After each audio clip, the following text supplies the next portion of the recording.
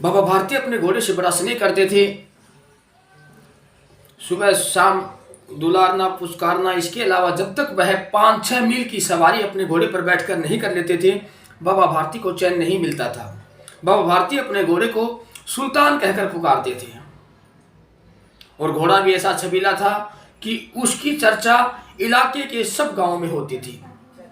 उन्हीं दिनों डाकू खड़ग सिंह का बड़ा खौफ था और घोड़े की चर्चा डाकू खड़ग सिंह के पास पहुंच गई और डाकू खड़ग सिंह ने कहा कि ऐसा घोड़ा संत के पास किस काम का, ऐसा घोड़ा तो मेरे पास होना चाहिए। ये सोचकर डाकू खड़ग सिंह बाबा भारती के पास किसी भी कीमत पर घोड़ा लेने के लिए आ गए। बाबा भारती ने किसी भी कीमत पर घोड़ा देने से इनकार कर दिया, लेकिन उसके मन में ये खौफ जरूर था कि एक दिन डाकू खड़ग सिंह उसके घोड़े को चुरा लेंगे। दिन बीतते जा रहे थे। एक दिन शाम के समय बाबा भारती अपने घोड़े पर सवारी करने के लिए निकले हुए थे कि दूर जंगल में एक अपाहिज पड़ा हुआ मिला। अपाहिज ने हाथ से इशारा किया।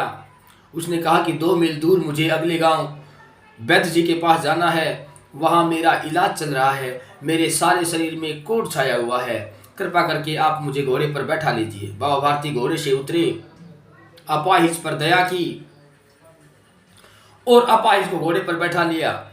थोड़ी ही दूर चले होंगे कि अपाहिज ने जोर से झटका दिया और घोड़े की लगाम अपने हाथ में लेकर घोड़ा सरपट दौड़ाने लगा। बाबा भारती ने कहा, ठहर जाइए।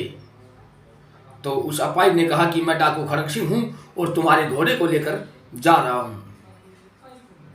बाबा भारती ने कहा, ठहरिए, आप घोड़ा ले जाइए, लेकिन किसी को यह घटना ना बताइएगा कि मैंने अपाहिज बनकर बाबा भारती का घोड़ा चुराया है।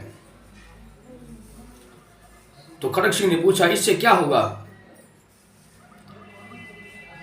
बाबा भारती ने कहा कि यदि आपने इस घटना को बता दिया तो लोग अपाहिज, गरीबों और बीमार लोगों पर विश्वास करना छोड़ देंगे।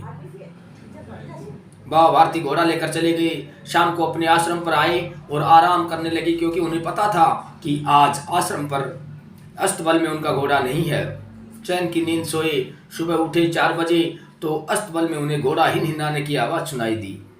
बाबा भारती दौड़कर अस्तबल में गए और देखा कि घोड़ा वहां बंधा हुआ है और उसके गले में एक चिट्ठी लटकी हुई है। बाबा भारती ने घोड़े से चिट्ठी उतारी और पढ़ने लगे तो उस पर लिखा हुआ था कि मैं क्षमा चाहता हूं बाबा, मुझे नहीं पता था कि आपके हृदय में इस संसार के प्रति कितना प्रेम है और आपकी इस उदारवादिता के कारण ही मैं ये आपका घोड़ा लौटा रहा हूं, मुझे खेद है। दोस्तों, इस कहानी से हमें शिक्षा मिलती है कि उदार चरितानाम तु वसुधैव कुटुंबकम, कि जिनका हृदय उदार है या जो लोग कल्याण की भावना चाहते हैं उनको कोई नुकसान नहीं होता। इसलिए सभी का कल्याण चाहें। सर्वे भवन्तु सुखिनः, सर्वे सन्तु निरामया, सर्वे भद्राणि पश्यन्तु, माँ कश्चित् दुःख भाग् भवेत्। नमस्कार। यदि आपको मेरी कहानी पसंद आई कृपया इसे शेयर कीजिए, लाइक कीजिए, अधिक से अधिक चैनल को सब्सक्राइब कीजिए। आपका बहुत बहुत धन्यवाद। नमस्कार।